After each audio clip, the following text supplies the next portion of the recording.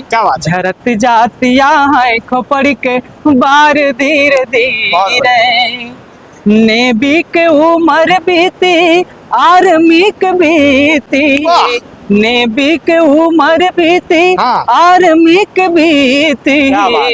दरोगा के टूटा बीस बस धीरे धीरे। क्या बात। तुरंत एक्शन लेते हुए अखिलेश यादव का ट्वीट आ जाता है, जैसे एक मंगेश यादव का इनकाउंटर हुआ था। यार इस प्रकार का भी कुछ काम कर रही है कि सिर्फ जाति देकर के इनकाउंटर किए जा रहे हैं या जी। मैं अगर दिमाग लगा कर ना बोलूं, दिल से बोलूं, तो ये एक बार निकलता जरूर है कि अपराधी अगर छोटा है तो इनकाउंटर कर दिया जाता है, छोटा मतलब की हैसियत में।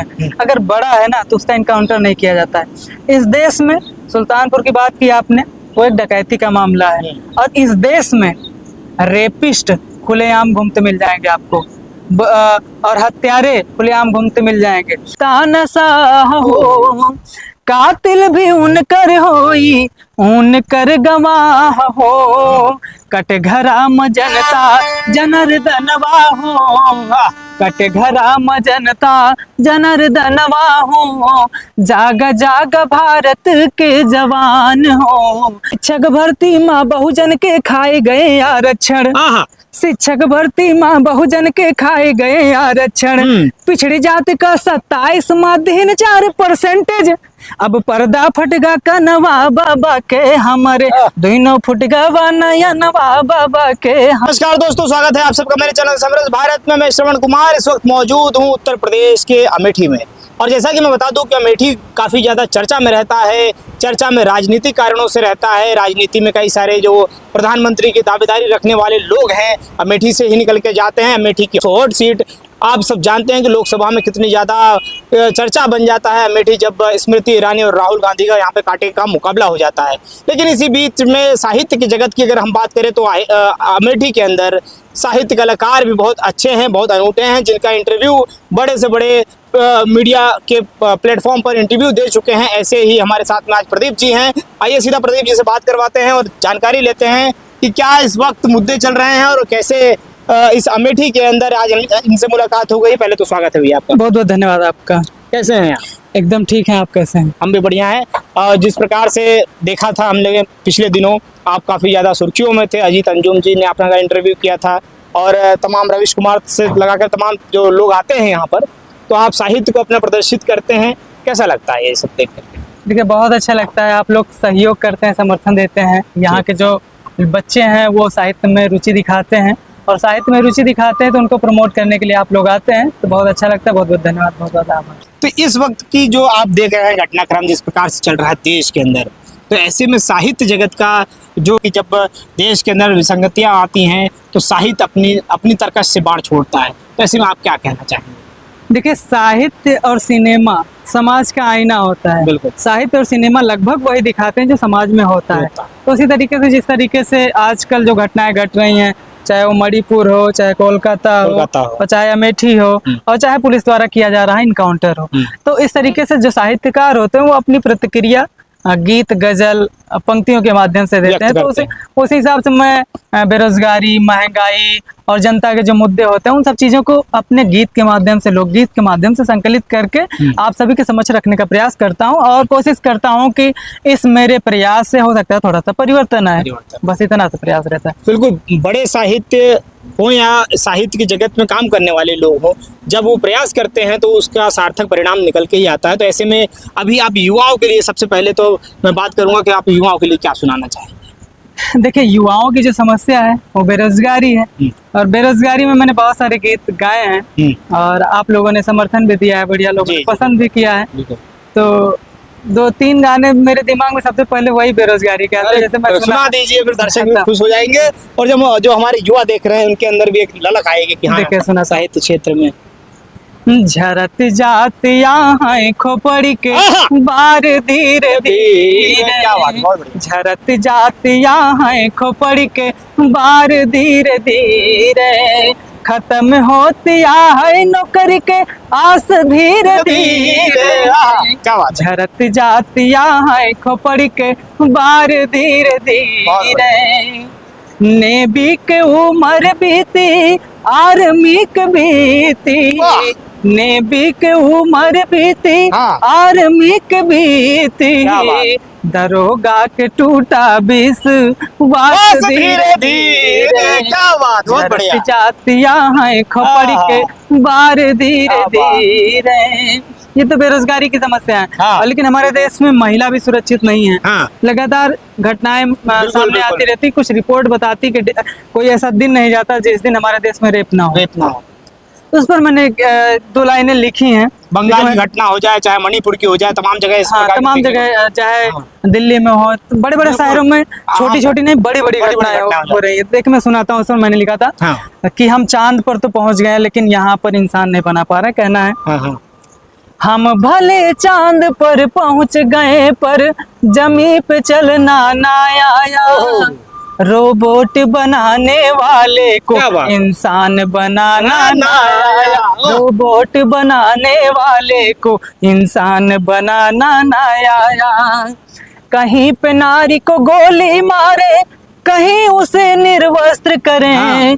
मानवता को शर्मसार कर खुद की आत्मा तृप्त करें।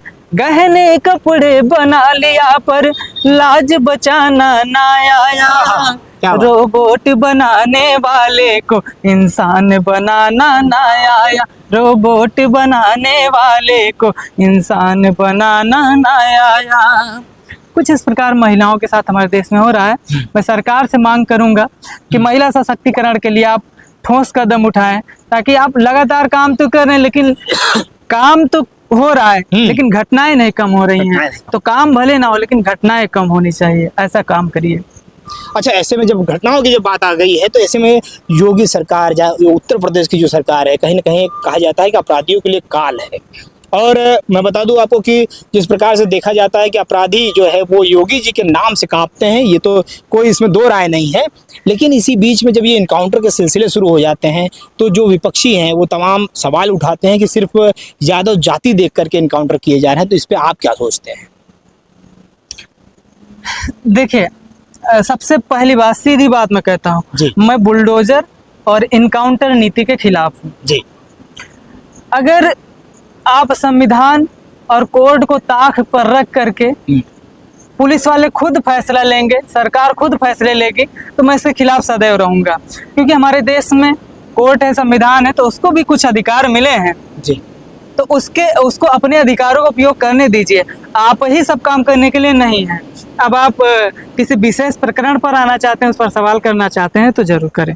मैं विशेष प्रकरण अभी जो वर्तमान समय पे चल रहा है, जिस प्रकार से सुल्तानपुर आपके नजदीक में ही एक जिला है जी। वहां पर लूट होती है 1.5 से 2 करोड़ रुपए की जी। सुनार की दुकान पर जी। और उसमें कुल 15 से 18 लोग अभियुक्त बनते हैं जी। और जिनमें धीरे धीरे करके कुछ लोग सरेंडर करते हैं, कुछ लोग मुठभेड़ में मारे जाते हैं। जी। लेकिन उसी पे तुरंत एक्शन लेते हुए अखिलेश यादव का ट्वीट आ जाता है, जैसे एक मंगेश यादव का इनकाउंटर हुआ था कि देखिए कह सकते हैं कि यादव जाति देख करके सिर्फ इनकाउंटर कर दिए गए हैं। तो क्या इसमें आपको लगता है कि सरकार इस प्रकार का भी कुछ काम कर रही है कि सिर्फ जाति देख करके इनकाउंटर किए जा रहे हैं, या अपराधियों की जाति या धर्म देख करके क्या बात करनी चाहिए?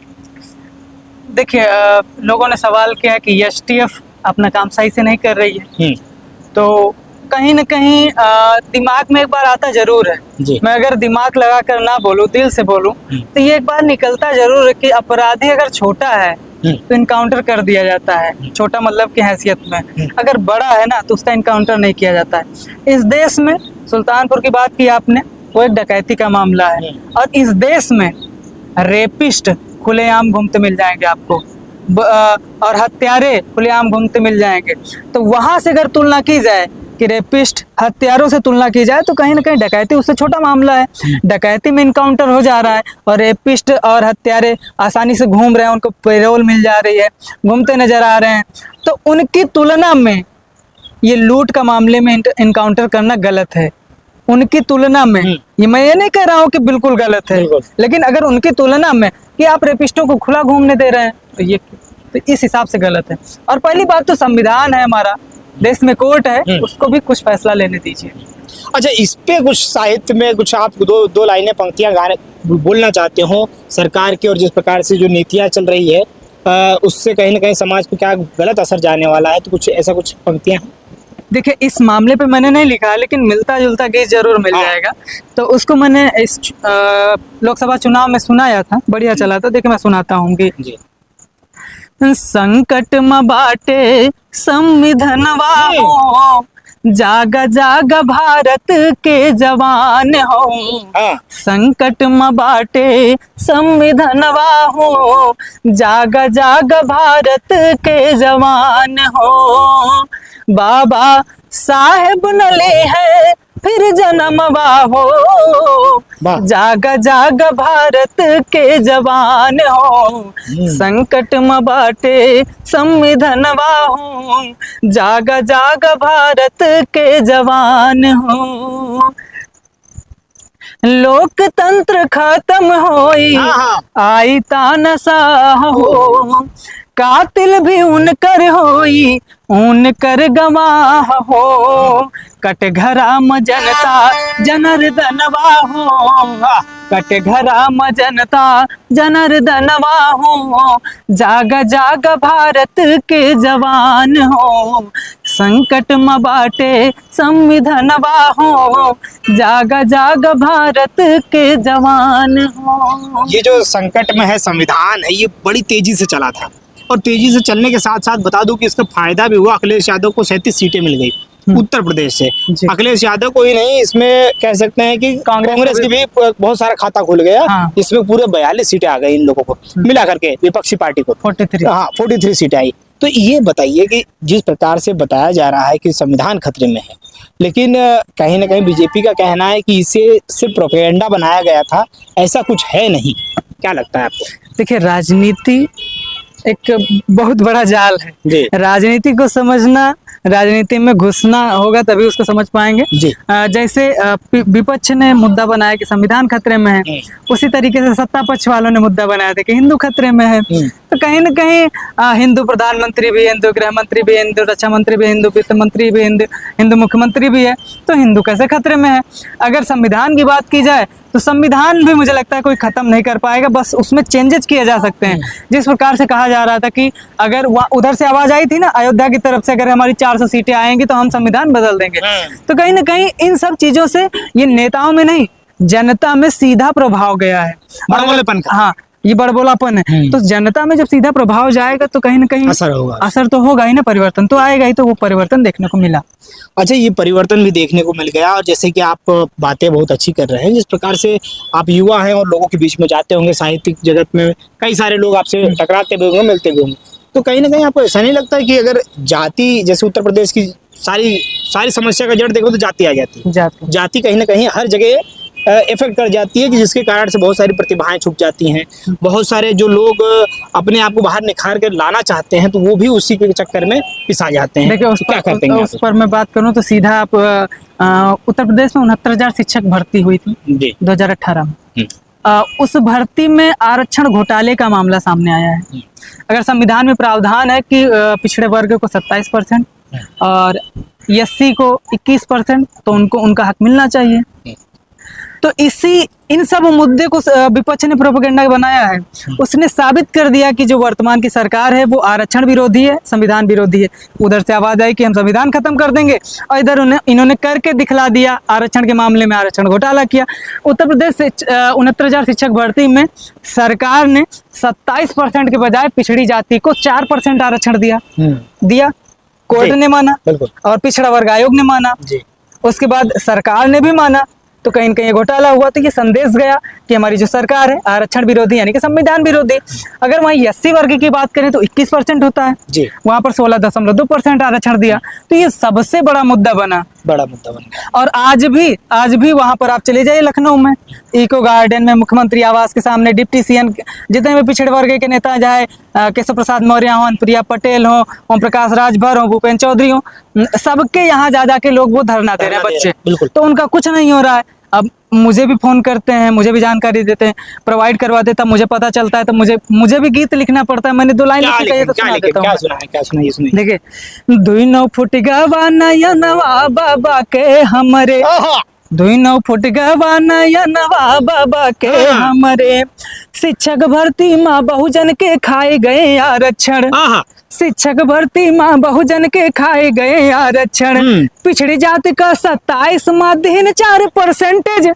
अब पर्दा फटगा का नवा बाबा के हमारे, दोनों फुटगा वा नया नवा बाबा के हमारे।